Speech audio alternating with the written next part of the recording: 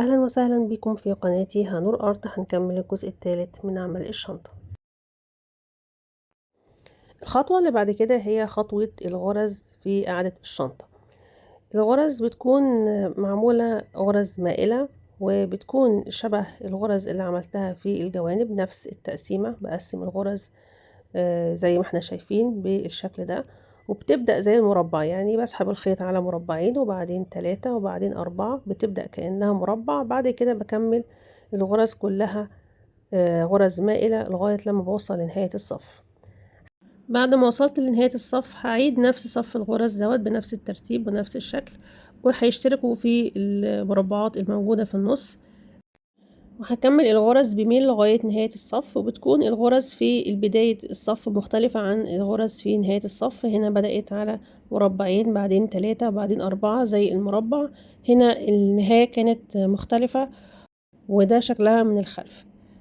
هرجع تاني اكمل الغرز، وممكن ابدأها زي ما بدأت من اول الصف، ممكن ابدأها بالعكس. المهم في النهاية ان الاتنين يكونوا زي بعض بالظبط، يكونوا متطابقين ويشتركوا في المربع او في الصف الموجود في النص.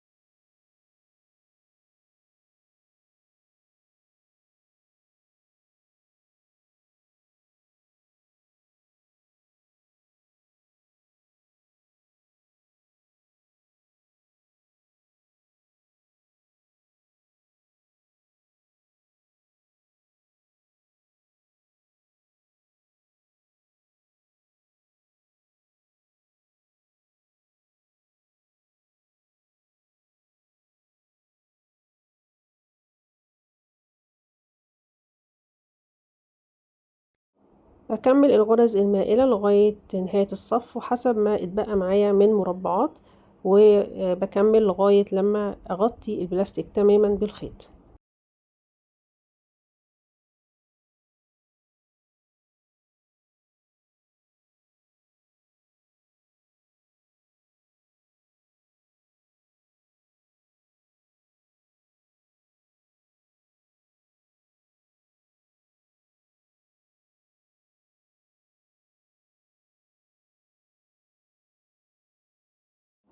بعد ما بنتهي من الغرز في قاعدة الشنطة بقلب البلاستيك وبقص الخيط، وبستعمل إبرة وخيط ملابس، وبخيط بيه الخيط وبثبته من جوه. استعملت لون خيط مختلف لان ما كانش عندي اللون الاحمر، وفي نفس الوقت هركب بطانة، فمش فارق قوي فكرة ان البلاستيك من جوه يكون شكله مش حلو او كده. في النهاية هركب بطانة. اما لو مش هتركبي بطانة فرتبي الخيوط بشكل احسن من كده، واستعملي خيط شفاف او خيط من نفس لون خيط الجلد الصناعي.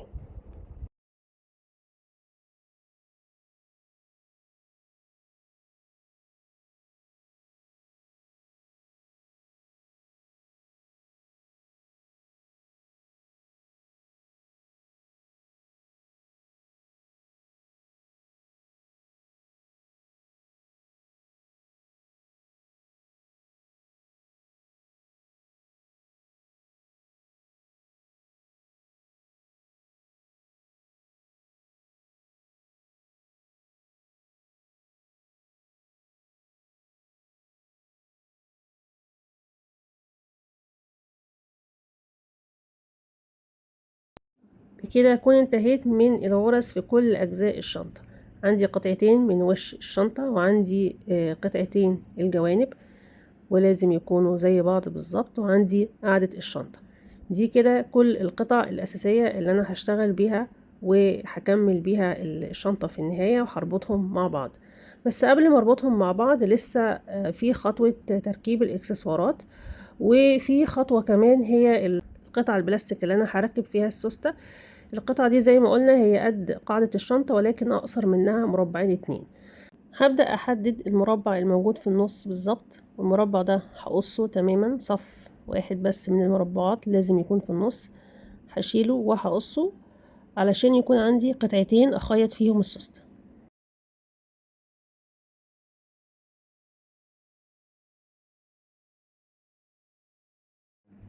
يبقى هلاحظ هنا ان انا عندي 3 مربعات من الناحيتين. كان ممكن اعمل ده من البداية، بس علشان اظبط المقاسات واتأكد ان هي صح فكان لازم من الاول اقص قطعة قد قاعدة الشنطة بالظبط، وبعد كده اشيل الصف اللي في النص اللي هيكون بداله السوستة او هيتركب في النص فيه السوستة، واي زوايد من البلاستيك بقصها قبل ما اعمل الغرز.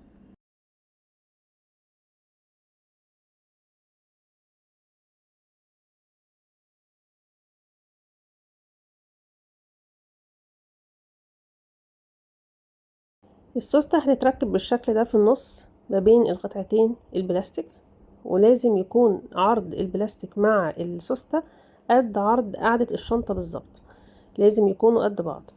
هبدأ دلوقتي اعمل غرز بميل جوه قطعة البلاستيك دي، فهشتغل زي ما عملت كده بالظبط في غرزة المربع، بسحب الخيط على مربعين 2 بميل وبعدين 3، وبكمل غرز مائلة بنفس الترتيب لغاية نهاية الصف.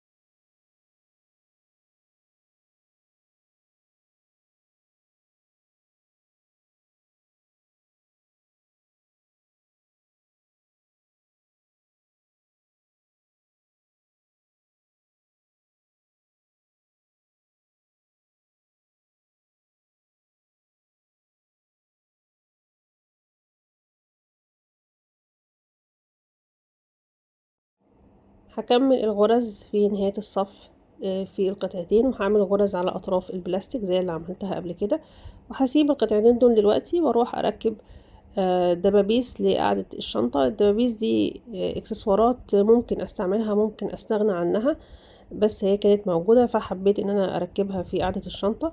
بيكون فيها طرفين من المعدن او سنين من المعدن، بفتحهم وبعدين بدخلهم في قاعدة الشنطة.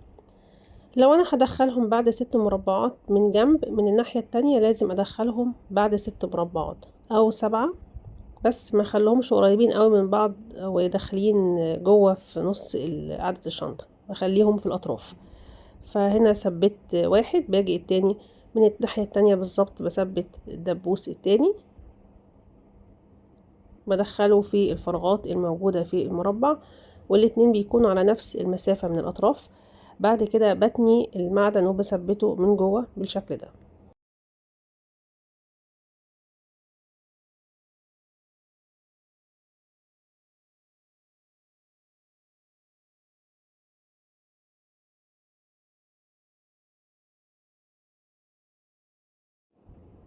هبدأ دلوقتي أجهز الكباري اللي هثبتها في أجزاء الشنطة. ممكن أستبدلها بجانش أو حلقات معدنية أو عروة وصدادة، يعني دي حلول. أنا كنت عايز أعمل أحط عروة وصدادة بس للأسف ملقتش المقاسات المناسبة. بدخلهم برضو الاتنين على مسافات متساوية من الأطراف، بحيث إن أنا هركب فيهم سلسلة الشنطة فيكونوا متركبين صح. فبدور على الفراغات وبثبت القطعتين المعدن بدخلهم فيها، وبجيب مسطرة أو قطع بلاستيك بشوف هل هما متساويين زي بعض ولا في ميل، وبظبط مكان الكوبري أو الحلقة المعدنية بحيث إن هما يكونوا على مسافات متساوية. مش بتني الأطراف المعدن دلوقتي غير لما أتأكد من إن أنا حاطة كل قطعة معدنية في مكانها الصحيح. بعد ما بتأكد بجيب القطع المعدن اللي خاصة بيها وبركبها من ظهر البلاستيك وبثبتها بالشكل ده.